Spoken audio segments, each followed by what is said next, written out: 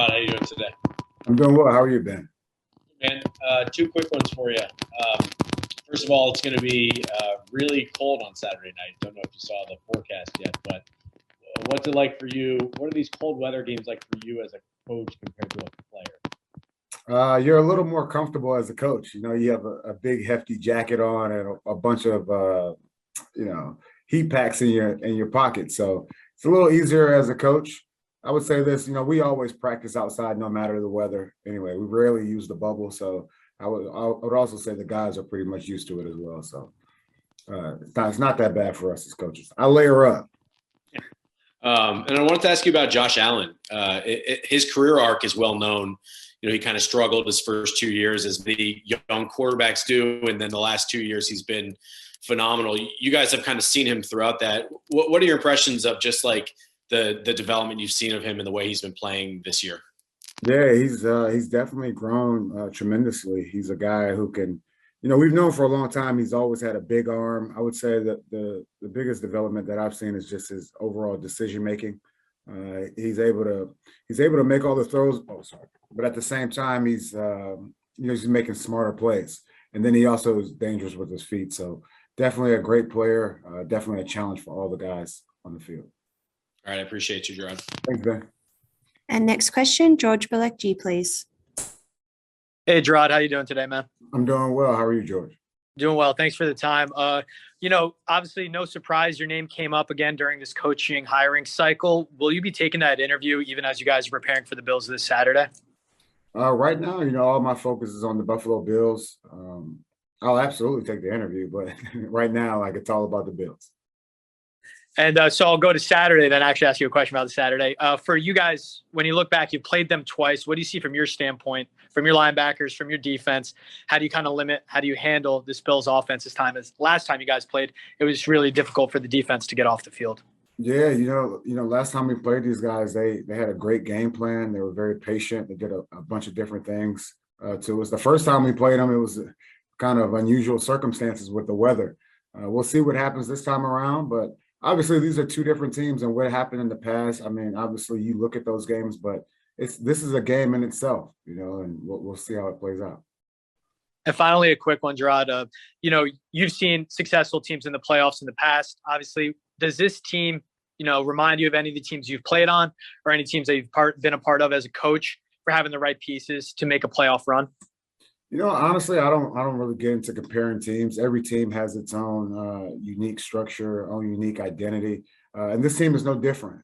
I wasn't with Tom as a rookie quarterback. I would say we have a rookie quarterback now who's definitely playing well for us, and obviously we need a lot of guys who have played a lot of playoff football to step up for us. What's happened in the past really doesn't matter going forward, and that's the mentality that we have. Thank you. Best of luck Saturday. Thanks, George. And next question, Jim McBride. Hi, Jerod. How you doing? I'm doing well. How are you, Jim? I'm good.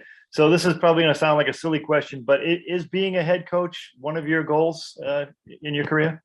Always has been, Jim. Always has been. And what are those processes like, those interview processes for you? Well, I've only had one. I had the one last year with Philadelphia. It was a great experience. I was able to go out there and just talk a lot about football, talk a lot about, just different philosophies. And it's good to have those conversations, whether it's around leadership philosophy or, team philosophy, team structure, all that stuff. So I love talking ball. I love developing people. That's one of the things that I enjoy doing. But that's always been the goal for me.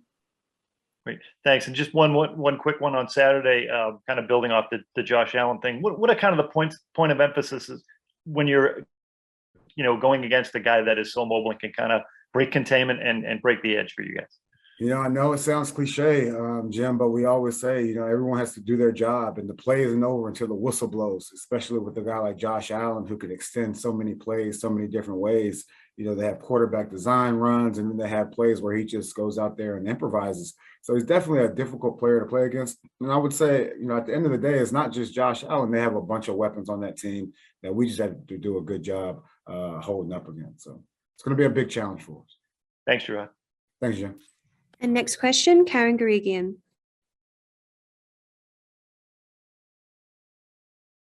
No, I can't hear you, Karen. Sorry. How about now? I can hear you. Yeah, perfect. Thanks. Going back once again to Josh, does the difficulty come in, how to pass rush him without kind of losing contain of the rush lanes? I mean, is that kind of where the tricky part is with him? Yeah, absolutely. Anytime you have a mobile quarterback, you want to be aggressive, especially when you have guys that are, good at rushing the passer. But at the same time, anytime you have a mobile quarterback back there who can scramble to run or scramble to throw, you want to try to keep that guy in the pocket. So there's definitely a balance to it, and it's definitely difficult, especially against a guy like Josh Allen. Is it too easy to say you weren't aggressive enough in the game in Foxborough, or was there more to it? There was definitely more to it. There are plays that obviously we would want to have back, but each game is its own game. And you know what? Just like we're a game plan defense, they're a game plan offense. So like I said earlier, what we've used in the past and what they've used in the past, I'm telling you, it's going to be a different ball game this time around, just like, the second game was compared to the first game. So we'll just have to see how it goes. And last question, is it difficult? I mean, the personnel you've put together and, coming up in several games and not being able to make that big stop, is that like frustrating for you guys? And how do you, rise to those occasions? Yeah, I wish there was a switch that we could just, or a magic pill we could take, but there is no magic pill. We just have to play better in those critical situations. And that's definitely been something that's been frustrating all year for us. We look at some of the end of, from the beginning of the season till now, it's been frustrating, giving up some of those, those drives and not being able to get the ball back to our offense. So we'll try to figure it out. Thanks, Jerod, and good luck with the interview. Thanks, Karen. And next question, Mark Daniels. Hey, Jerod, how's it going? Going well. How are you, Mark? Good, man. Can't complain. Considering there are only 32 head coaching jobs in the NFL, just what's it mean for you to get the opportunity like you had last year and like you have coming up, just to interview for one of those 32? It's a very humbling experience. I mean, it's great. It's great. And at the end of the day, I will say this, like right now I'm fully focused on the Buffalo Bills, but it's definitely a huge opportunity. Hopefully one day I get a chance to coach a team. And prior to last year, did you get advice from, anyone in the building or anyone outside the building about, how to prepare or what it would be like? Yeah. Bill's been, he's been great with that stuff. He's been an open book for me, whether we're talking about X's and O's or, structure a team or anything like that. He's been great. Matty P's been a great resource. Like all these guys have been great resources for me. And, but really, like I said, the focus is about this season, but at the same time, development has always been a huge factor for me as far as coaching is concerned. And there are a bunch of guys around here, including Josh McDaniels and even a guy like Jed Fish, who was here, been at different teams. Those guys have been great mentors and great resources for me. Awesome, Jerod. Thank you. Sure. And we'll do 3 final questions, starting with Matt Bator, please. Jerod, is it hard to have that balance because you are focused on the Bills this week, and there are conceivably other candidates that aren't focused on an opponent, or is it put you in a tough situation, just the way that the structure works, that you have to be thinking about the job that you're doing, which might prevent you or hurt you from doing all the preparation that you would do for a job you want to get? Honestly, that's a great question, Matt. I would hope that any prospective employer would understand that my focus is 100% on the job at hand. And, if that causes me not to get a job because I'm focused on the job at hand, so be it. I am happy here. And if I don't get a job because I'm focused on, beating the Buffalo Bills, I'm okay. I'm okay. I was a first round draft pick, 2008, man. I'm okay. And honestly, it's not about, I don't mean to sound that way, but like my main focus is the guy, are the guys in this room. It's not about, getting a job somewhere else. I have a job here right now. So we'll see what happens. Do you almost have to, in some ways, whether it's your agent or somebody else, somebody is doing some legwork and things for you ahead of time, so you can. Is there a team Jerod right now that's kind of taking care of some of those things for you? I wish there was a team Jerod, but at the end of the day, they're hiring me as a person, and if they like me as a person and believe in my vision, and we have a shared vision, then I think it'll all work out. If that's not the case, then it wasn't meant to be. And that's how I kind of approach it. Sounds good. Thank you. Thank you. Next question, Andrew Callahan. Hey, Jerod, it's good to see you. Only one head coaching question for you real quick. When is Denver the only opportunity you're aware of right now for you?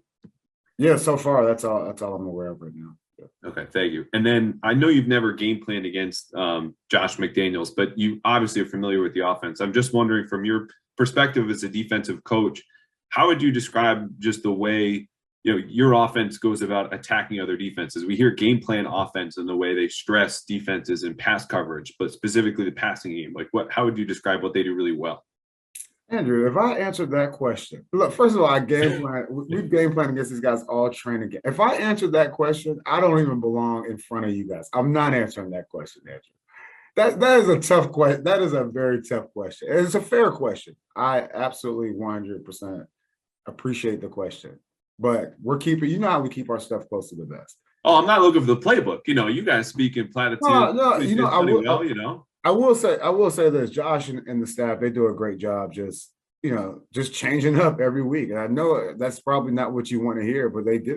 They can go into a game and throw the ball 30 times, or they can throw the ball 5 times. They change up. It depends on the situation, and those guys make great in-game adjustments. So he's definitely a great coach and able to do a lot of different things. Hopefully I answered your question, Andrew, without answering your question. Be as honest as you can be. That's all we ask. Thanks, Jerod. No, thanks, man. And final question, Bob Sosi. Thanks, Stephanie. Jerod, I've got a question. It's related to coaching as a head coach, or even in your role now. And it's a question about your time away from football, that brief period. You mentioned the resources that you have in that building. I'm curious how important in your development it was that hiatus from football, if you will, when you were out in the business world after your playing career, before you got back into coaching, and how it maybe taught you some things about relationships or communication, if it did at all. What was that experience like from that standpoint of your coaching development? Yeah, I appreciate the question, Bob. That was one of the most valuable things that I've done, was just taking a break away from football, getting out into the business world, meeting different people, men, women, black, white, it didn't matter, different generations. It didn't really matter. It was a great experience. I learned a lot.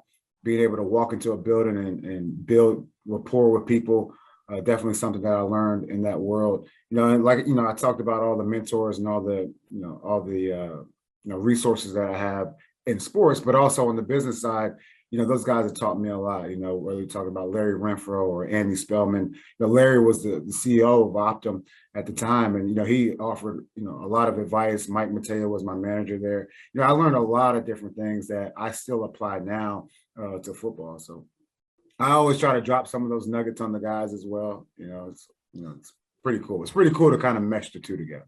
Yeah, well, I appreciate it, and good luck with everything. Thanks, Bob. Thanks, Jerod.